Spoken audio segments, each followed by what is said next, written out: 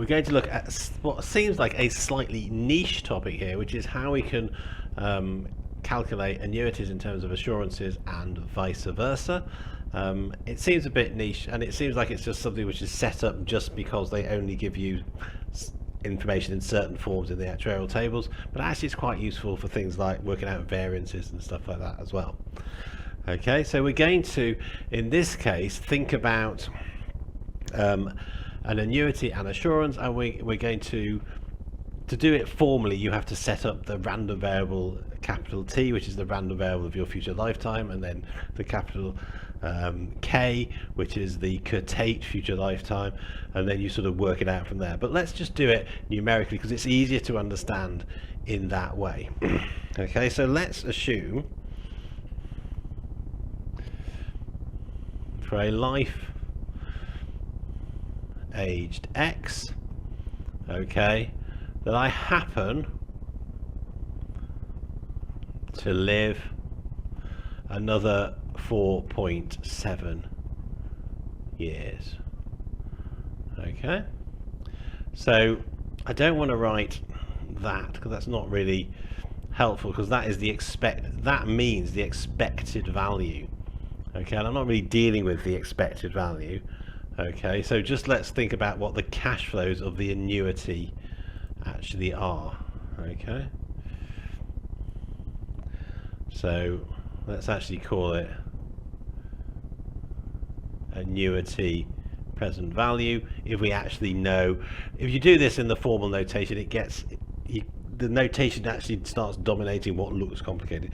So the annuity present value, given we happen to live 4.7 years, so I'm picking one instance of the random variable, is going to be, I'm going to get £1 at the start of the first year, £1 at the end of the first year, £1 after 2 years, £1 after 3 years, £1 after 4 years, and then no more pounds. Okay, that's what I'm going to get. Okay, so what's the assurance present value? Well, I'm going to get nothing, nothing, nothing, nothing. Then after 5 years, I'm going to die at 4.7 years. At the end of that year, after 5 years, I'm going to get £1. Okay, so those are my two present values. One of the annuity, one of the assurance. Okay, but let's look at, this is a geometric progression, isn't it? Okay, so the annuity present value I can write as an infinite series forever, minus this sort of infinite series, remember, that I've chopped off. Well, the first infinite series is alpha, the first term, over 1 minus rho, which is v. Okay, minus the first term here, v to the 5, divided by 1 minus rho, or v. Okay, the ratio of consecutive terms. Okay, 1 minus v, remember I said we only ever come across d once in the whole of the actual exams. Well, this is it. Okay, so we had 1 over 1 plus I equals v equals e to the minus delta equals 1 minus d. Okay, 1 minus v is d, so we've got 1 minus v to the 5, okay, over d is the present value of the annuity. Okay, so the present value of the annuity,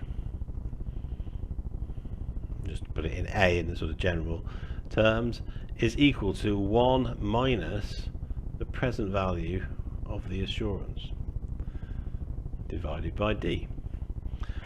Now, if you need to do that in a general case, obviously, if that's a random variable, you just set this up to the curtate, that goes up to the curtate lifetime, so rounded down to the nearest integer. Okay, that will be the curtate lifetime plus 1.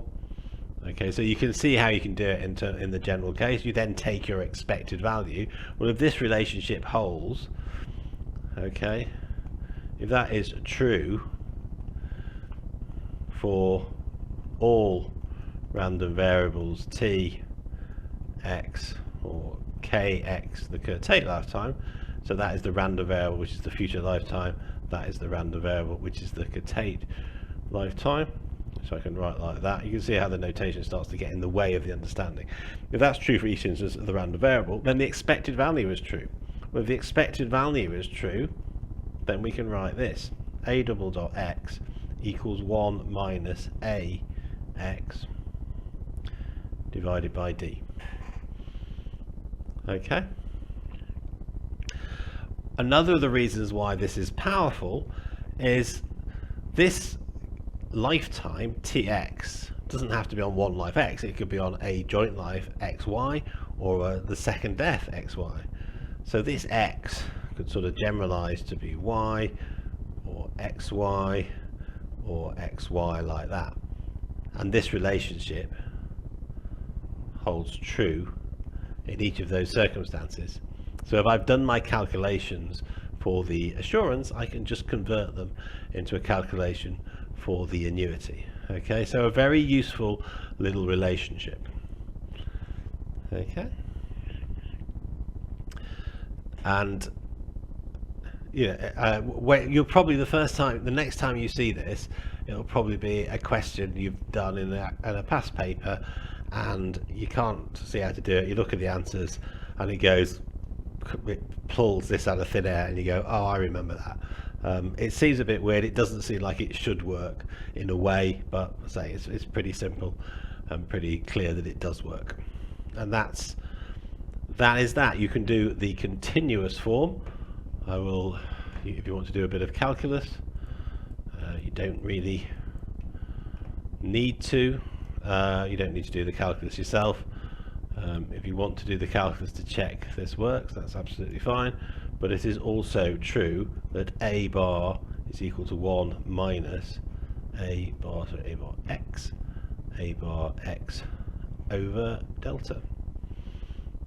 Okay, which you can check using the calculus if you want, where this is a continuous annuity, so you're getting at each instant of time you're being paid delta t in cash, and this is an immediate assurance, so you're getting the whole £1 at exactly the moment of death. If you want to check the calculus, you can see that also holds. Okay, so nice and simple.